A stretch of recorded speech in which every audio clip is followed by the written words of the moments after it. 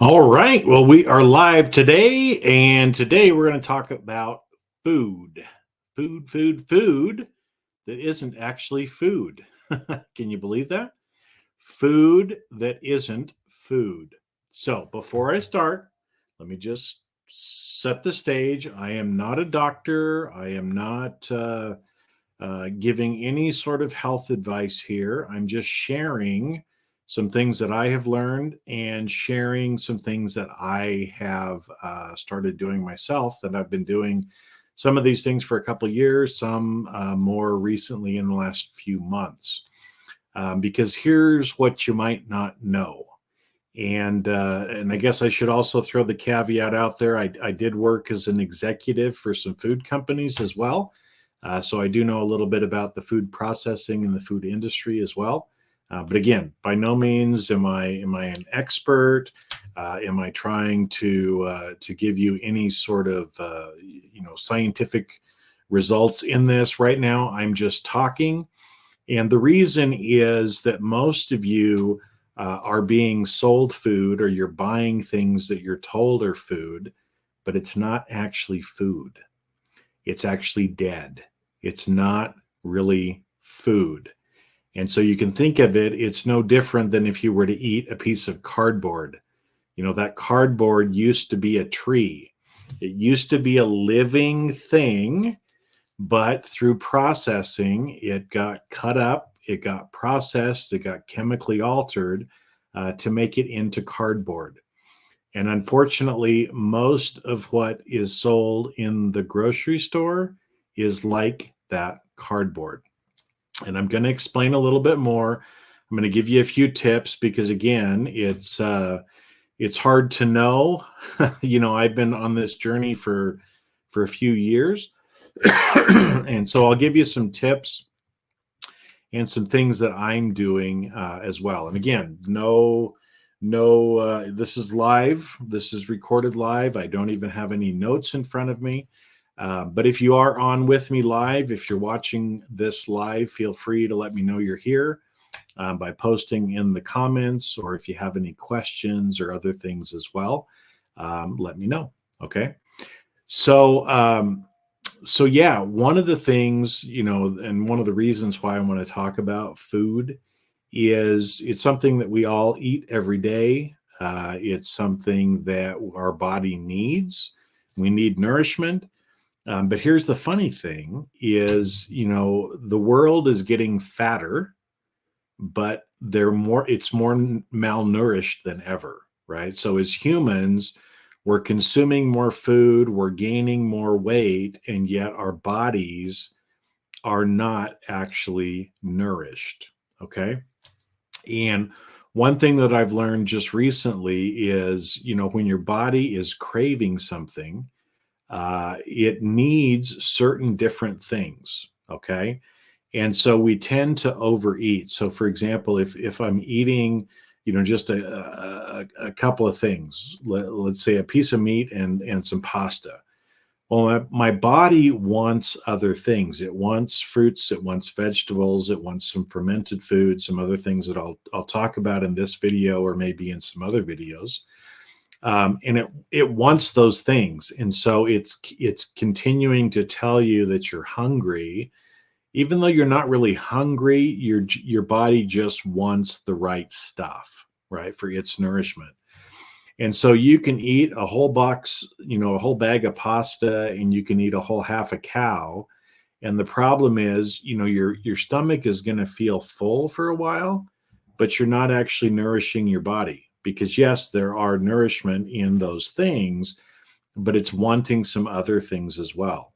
And so one trick is, as you start to eat a lot of different things, incorporate more things into your eating, your body will be satisfied sooner.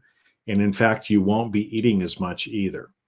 And so again, some of you listening to me so far, some of you might be thinking, Jason, right? You're not a doctor. You're not a dietitian.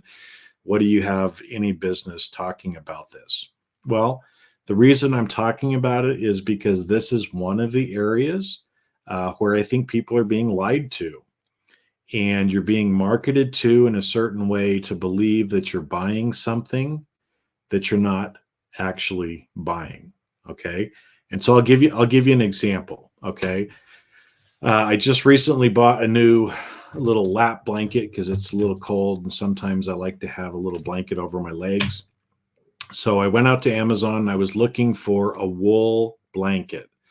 I wanted a wool blanket because it's warm, it's a natural fabric, right? And so I found one. It looked like it was a pretty good price. It looked like it was merino wool, so it was supposed to be soft.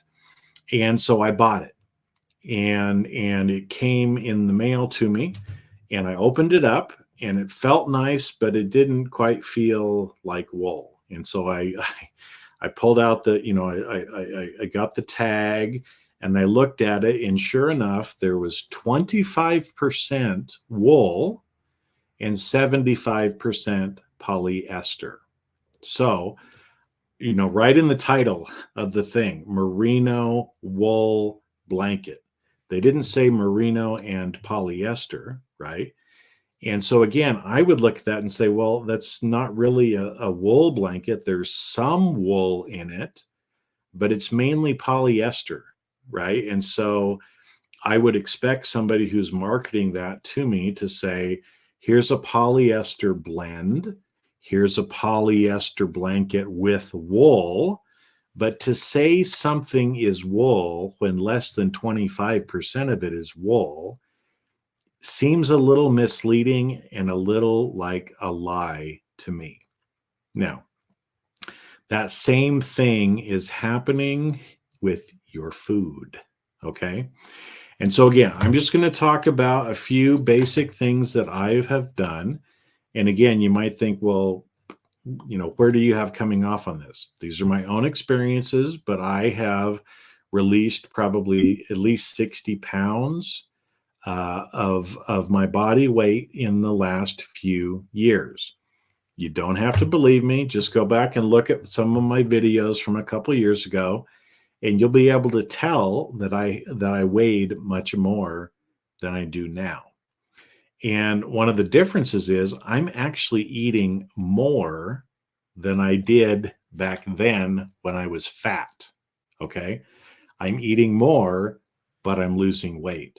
So something is working in the things that I am doing. And again, I'm not here to convince you, but what I want you to do is maybe start asking yourself some questions and start reading the labels and start looking at some of the things that you're eating or that you're consuming and see if you can make better choices, right? Because if you can make better choices, even little choices, right?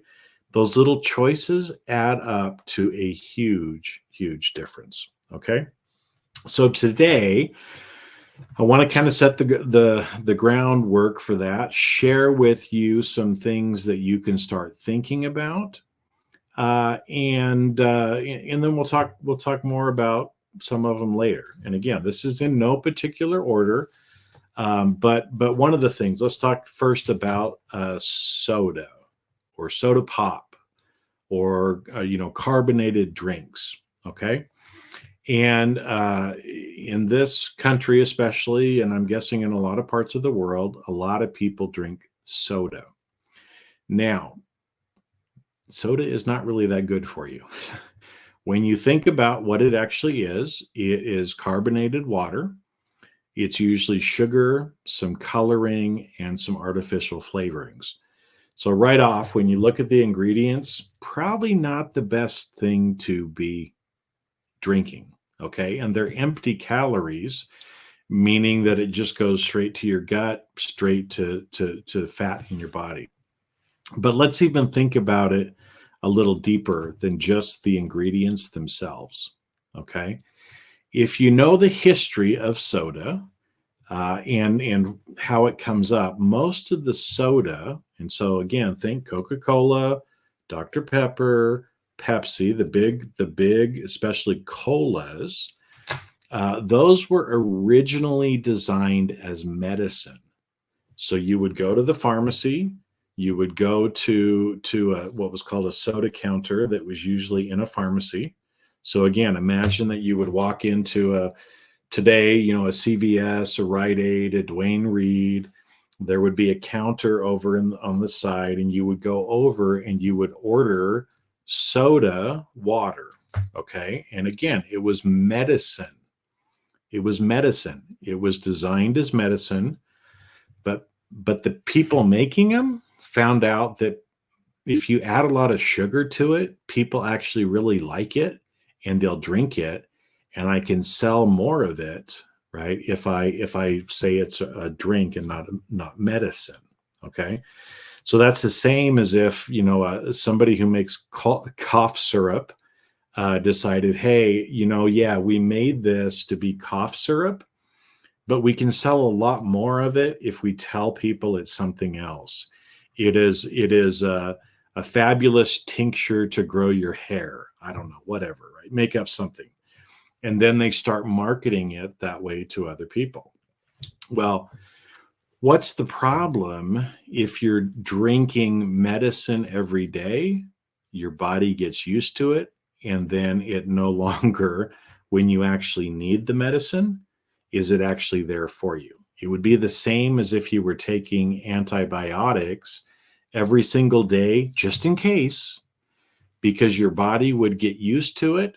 And then when you actually needed, right, that medicine, your body would not accept it because it was already so used to it. Okay. And we've seen that even from an antibiotic standpoint, how a lot of the bodies are actually becoming resistant to it because it's been used so much. So, okay, that's soda, right? So if you're drinking a lot of soda, I would suggest not doing it, right? Now, I took that challenge myself, okay? And I don't drink soda anymore. And when I stopped drinking soda, I started losing weight significantly. Now, some people say, well, I just drink it for the caffeine because I need the little hit. Okay, fine. But there are other ways to get caffeine as well, if that's really what you're looking for, without having to put some of the other things in your body. Okay. And again, what is carbonated water? It's usually carbon dioxide mixed with the water, or it's sodium bicarbonate added to the water. Now, there's nothing wrong with sodium bicarbonate, right? That's baking soda. You can use that as an antacid. I put it in my coffee a lot of times because it raises the acidity level, and so it's not as acidic when I add that into it, right? But if I'm doing that every single day or taking large amounts of it, then that probably wouldn't be so good for me, would it? If again, if you think about carbon dioxide being added to the water, as we breathe in, we're breathing in oxygen. And what are we getting rid of? Carbon dioxide, because our body doesn't need the carbon dioxide. In fact, it's trying to get rid of it in our breath. So if our body is trying to get rid of carbon dioxide by breathing it out, why would we choose to put something our body doesn't need back into our bodies? Okay. So that's a little bit about soda. Okay. Now let's talk about some other things. So here's the facts. Okay. Is processed food is processed. So typically what you will buy in the grocery store, if it comes in a can or if it comes in a box, it's been processed and it's usually no longer alive because it's been heated to kill it so that it won't spoil. Or there's been sodium added to it, a significant amount of sodium. And there's usually, things that have been done to it in order to make it so that it's shelf stable, so that you can put it on the shelf and ship it all over the world. Okay. And again, you don't have to believe me, but let me share an example from my life.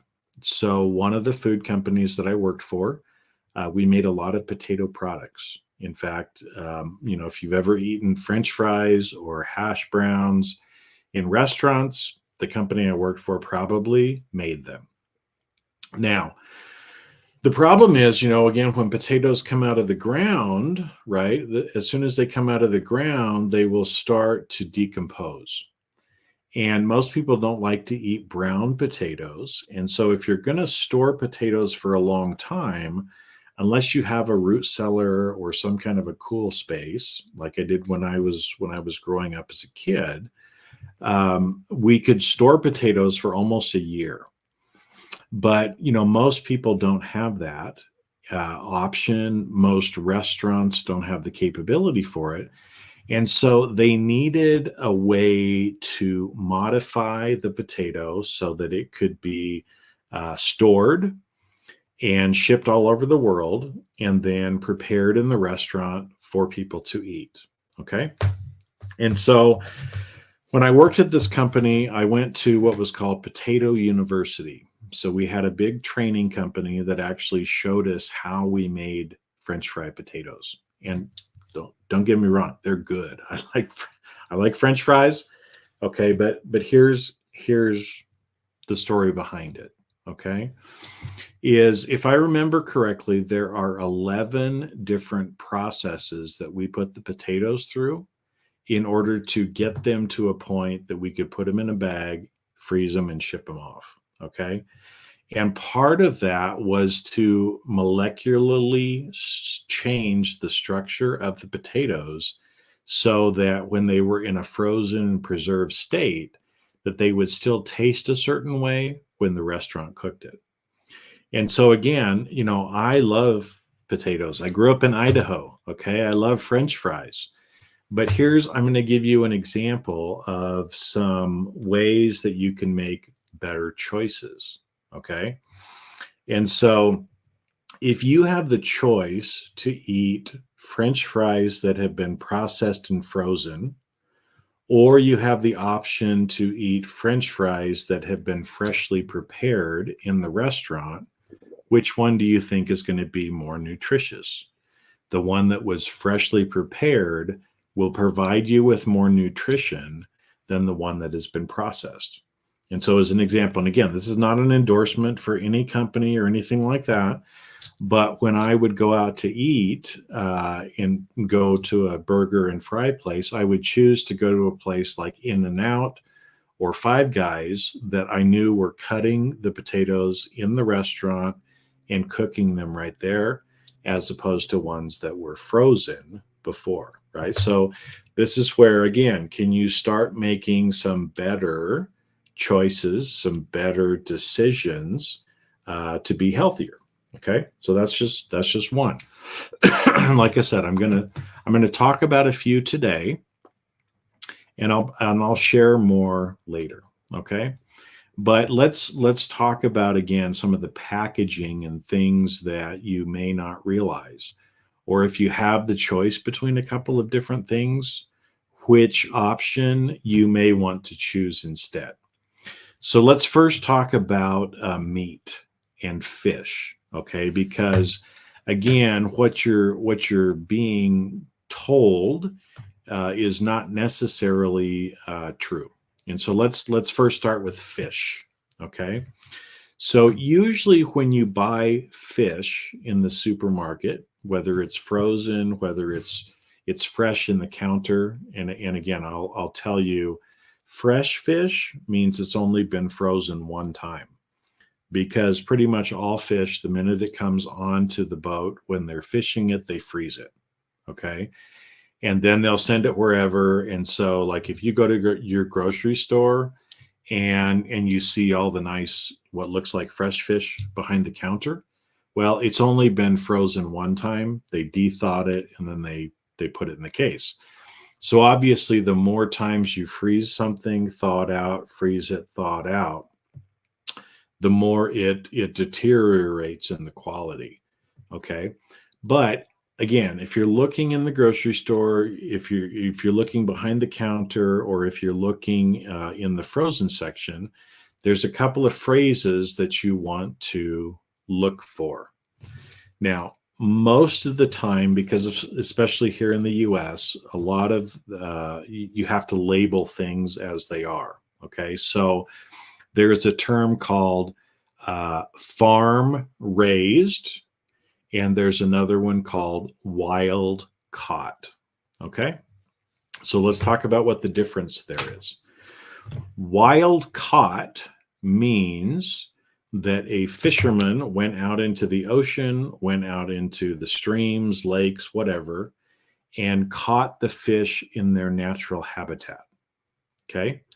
Farm raised means that the fish were grown in the equivalent of a feedlot for fish. So they're huge hatcheries where they hatch the fish. The fish all kind of live in this same tank together, and they're raised, they're fed food, right? Just like if you were feeding a dog or a cat food, they're fed food. They're raised until they get to a certain point, and then they process them and send them out. So let's think about those two. Would you rather eat a fish who was swimming around in the ocean, getting the food that they felt like was the right food for them? Or would you rather buy a fish that was raised in the equivalent of a feedlot that was swimming around in the filth of the other fish, being fed food that humans chose to feed them? And I will tell you, it's not going to be the most nutritious, expensive food either, because most of these companies are making money. So they're going to feed the cheapest food that they can to the fish as well. So, which one would you rather have? And again, if you're here with me live, you can leave comments for me, ask questions as we're going through this, and I'll try to kind of answer those as we're going through it. If you're on with me live, if not, then you're going to hear it later. Okay. So that's fish, wild caught versus farm raised. Okay. So for myself, I choose to only buy and eat wild caught seafood. Okay. Because again, in my opinion, in understanding what the differences are, I believe that it is more nutritious for me to eat wild caught than it is farm raised. But again, you make your own decision, because I will tell you, it's hard sometimes to find wild caught seafood.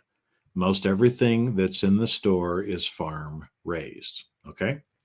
Now let's talk about other kinds of meat, beef, chicken, pork, those kinds of things. Again, there are some different terms that you can look at or try to see if it's on there. Are there terms like pasture raised, organic fed, free range, things like that, meaning that the animal has actually had the opportunity to go out and eat grass? Grass fed is another thing you'll see often with beef. So again, you can imagine cows that are out kind of roaming the pasture, eating the grass like we used to have when I was a kid, right? We had cows, so I would watch them out in the pasture eating the grass. And that's what those terms mean. So would you rather eat a cow that had been in the pasture as a happy cow, eating kind of what it wanted and eating some hay that the farmer gave him too? Or would you rather, and usually they're silent on this, they don't tell you, but if it doesn't say that, it means that cow was raised in a feedlot, which again means they're in, close proximity to each other. They're literally standing in manure. Okay. There's no grass in the feedlot. They're literally standing in their own manure because that's the space that they have. They're fed food, again, that the feedlot gives them, and again is usually cheaper quality food because they're just trying to get weight gain as fast as they can. So again, there's a choice that you have to make as you're looking at some of the different food. Which kind of meat, if you eat meat or fish, do you want to eat? and you can decide, right? But now at least you're starting to understand and know some of the differences. Okay. Now, I realize that most of us live in urban areas, in towns. We don't grow our own food. Like we used to when I was a little kid, we used to have our own garden. And so, most of us rely on buying food from the grocery store. So I'm just gonna tell you some basic things that you can start to look at to make the best choices that you can when you go to the grocery store. So the first thing, if it's in a box or if it's in a can, that's probably not the best decision that you can make. If you can find things that are frozen or fresh, that's better than in a can or in a box. Okay. Because cans and boxes, they have to do things to the food to be able to preserve it. If the food is frozen, it usually comes in the processing in its natural state and it's kind of flash frozen at that point. And so, just like cryo freezing a body, kind of temporarily holds it where it is. It's the same way with frozen food as well. Okay. And so, if you have the choice between frozen or a can, frozen's probably going to be more nutritious for you than in a can. But so that's what I choose to do, usually fresh or frozen. Uh, but sometimes I have to buy canned or bagged or boxed items as well. But just realize that a lot of those things that are on the shelf in the middle of the store probably have a lot of preservatives in it. And so one thing you can do is you can try to buy the cleanest that you can, which means you have to look at the ingredients. Okay. And so what I do is before I put something in my shopping cart, I read what's in it. And if there's too many things that I can't pronounce or too many things that I know don't belong there, I'm not going to buy it. And so I'll give you just a simple example, right? I like sweet Thai chili sauce.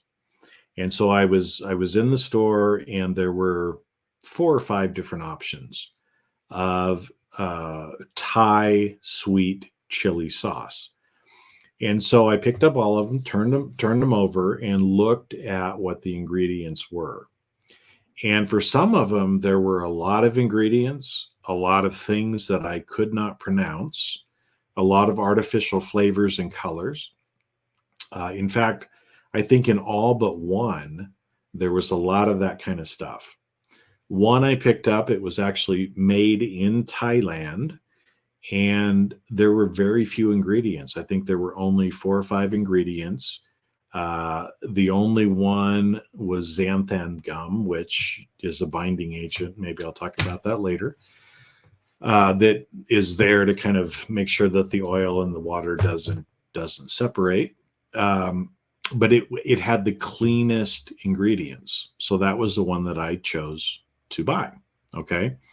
Another thing, if you can buy organic, it's better to buy organic probably than it is to not buy organic, right? So if you have a choice and can buy organic, that's going to be healthier for you because again, there's a lot of pesticides and things that go into the fertilizers and other things like that you're just adding more chemicals to your food that if you don't have to, I would rather not, right? And so again, but you can choose to do what you want to do, because I know a lot of times people think, well, organic costs more. Well, sometimes it does. But let me ask you, is it cheaper to buy organic fresh food than it is to have a heart attack? Yes, right? You pay a little bit more in food, but you pay a lot less in medical and health issues later on, right? So again, that's just something for you to consider. And again, I realize that sometimes there's no real option. I mean, I know a lot of people try to avoid things like genetically modified food. There's some foods that all you can find are genetically modified. In fact, I could be wrong, but I was remembering this, that I believe corn and soybeans, there's no more non-genetically modified corn or soybeans in the world. So if you're buying something with soybean or soybean oil or corn, it's going to be genetically modified because that's all there is, right? But again, it's not about trying to necessarily only do that, but when you can make better decisions, can you make the better decision, right? And so another one is, an example is that I'll share is eating a lot of different things, right? So how much green, vegetables and things like that are in your diet.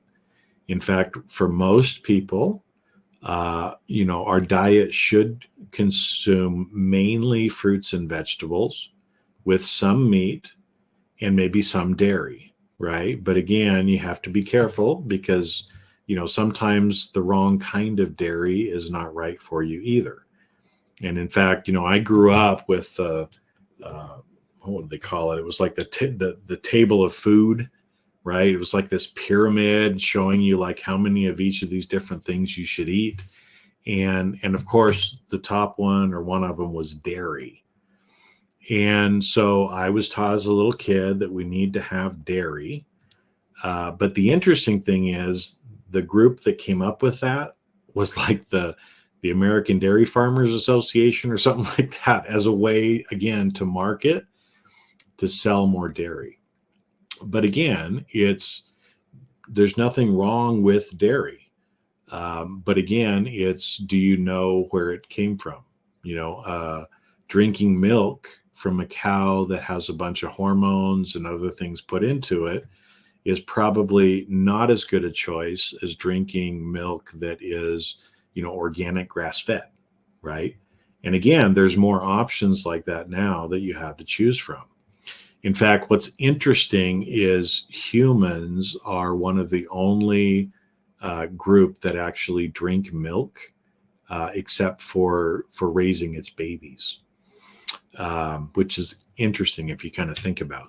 But there's a lot of things in the dairy group, like cottage cheese, yogurt that's cultured, cheese, other things like that are actually very healthy for us because they're a fermented process. Because one of the things our body needs is fermented food. And in fact, that's a term that many of you may not have heard about, but our body needs certain kinds of fermented food. But we're taught, especially in America, that, if something is fermented, then it must be rotten and we have to throw it away. No, some of the things actually are very good for us. In fact, things like blue cheese, guess what? That's mold, right? But it's a good kind of mold, right? And it's a good kind of mold that our body needs. The bacteria and things like that are in things like yogurt. If it's a probiotic yogurt, is actually bacteria that we need, that our body actually needs, where we're told just in general, you don't want any bacteria in your body. Well, that's what most of our body is actually made up of, right?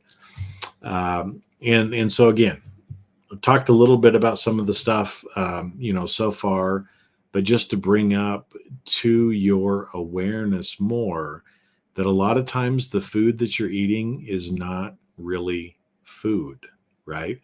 Most of the people, if you look at what you're consuming, some of the biggest reasons why we're having health issues, why we're having obesity issues, is too much sugar, too much salt, and too much carbohydrates, right? Too much in the carbs, meaning pasta, like simple carbohydrates and simple sugars. because whether you realize it or not, there's sugar or sweetener in a lot of the processed foods that you eat, right? In fact, if you turn it over, and here's another kind of either or, right? Because I know that, I like sweet. Okay. I have some chocolate.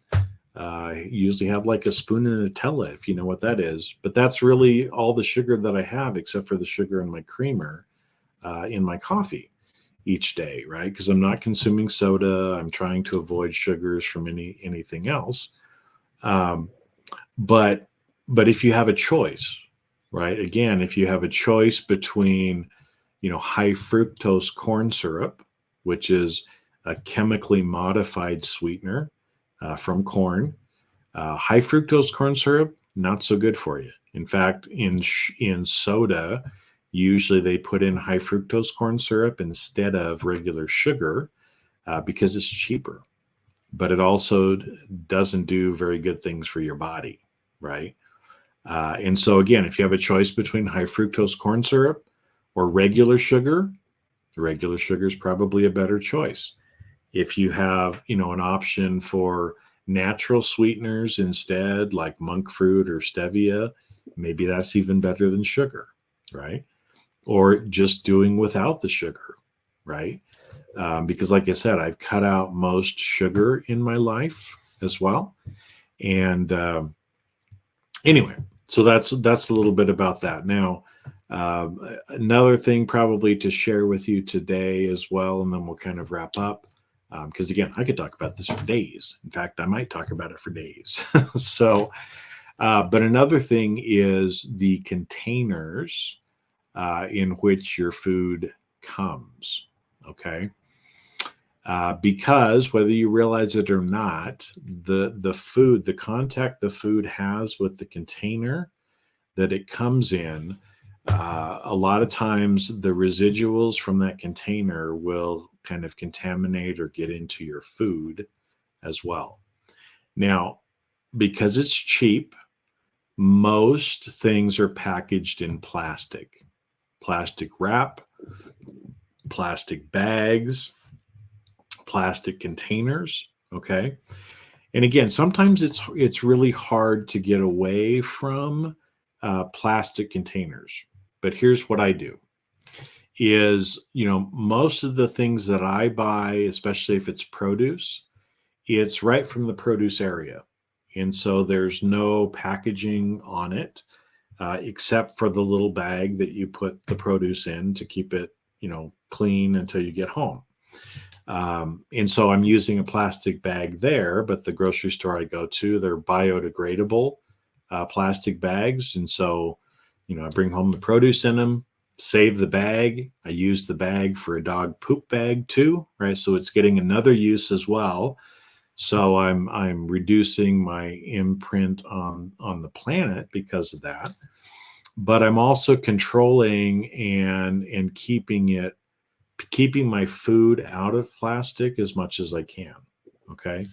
And so if I have a choice, I will buy a product in glass instead of plastic. If I have the choice, right? I prefer glass because glass doesn't leach into your food like plastic does. And again, some of you might be saying, "Oh, plastic is not that big of a deal. People tell us that it's fine, that these all this kind of stuff, right?" Well, let's think about what plastic is. Plastic is oil. So, if you have a choice, would you like your food touching motor oil, or would you like your food touching sand or glass? I would rather have it touching glass if I can, right? But again, sometimes you can't do that. In fact, like one of the kimchis that I really like, I wish it was in glass, but it's in a plastic container. So what I do is buy it in the plastic container, bring it home. I have glass bottles that I use, and I open it up and I put it in the glass bottle as soon as I can. Because, while I can't,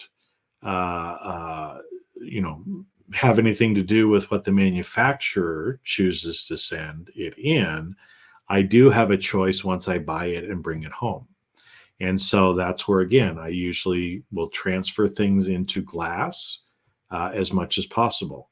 In fact, even like, storage containers and things like that, I use glass ones instead of plastic for that reason as well. They're a little bit more expensive, but I'd rather not have my food touching that if I can help it, right? Now, with the containers, as well, what do, right? Well, when I buy the glass containers, and this is again just for my ecological, environmental consciousness, I save the glass bottles, and we use the glass bottles to put leftovers in. We use the glass bottles, for storage of other things. Even some of the plastic containers that we get, sometimes we can use those if it's a non-food grade item that sometimes I can use for a container for something else. But just another way that I'm trying to, or that I'm helping out the economy and trying to reduce the amount of waste that I have. Because again, if you look at a lot of the packaging and other things that we have, are there ways that you can make choices to lessen the impact on the environment from the packaging that you're getting? Maybe, maybe not, right? But again, just some things to think about. So anyway, so I've talked a little bit today, and I'm going to share more as well. So if you like this video, then make sure and let me know in the comments, send me questions, reach out to me, message me, because I've got a lot more that I want to talk about here, and I will. But at least for today, I just wanted to kind of give everybody some things to start thinking about. And again, I'm not here to convince you. You have to make your own decision as to what feels right for you. But I know many of you don't even have a clue that you're being lied to. You don't even know some of these things because, again, I was an executive in a food company, and I didn't learn some of these things until just recently as well, right? So that's why I'm sharing and trying to get it out there. So make some better choices. Think about it. Read the ingredients before you buy something. Look for terms like we talked about, like wild caught versus farm raised. Free range, grass fed, those kinds of things. Organic. Some of the different words like that. And again, some people are selling organic things that are not really organic, but we do the best that we can. The main thing is, the more you can control your food source, the more you can buy fresh and frozen, so that there's less processing to it. The more your body can actually absorb the food and actually use the food. And that's really, the big purpose too, is that we're not just eating, but that we're eating the right things so our body can actually process it and use it to help us be actually strong and incorporate the food into our life. And there's lots of other things. I'm going to talk more about things like probably garlic and onions and cabbage and other things like that again, people are like, oh man, but you'd be surprised the health benefits of some of those very simple things that are actually very inexpensive. And in fact, I'll tell you too, as I have done things more, from the fresh and frozen perspective and looked at it, I can actually buy things a lot cheaper when they're in that state than I could even if they're processed. So I'm saving money and I'm getting healthier, more nutritious food as well. So with that, I'm going to sign off for today, and we'll see you on the next live video. Have a great day and make some better choices so that you're eating better and feeling healthier.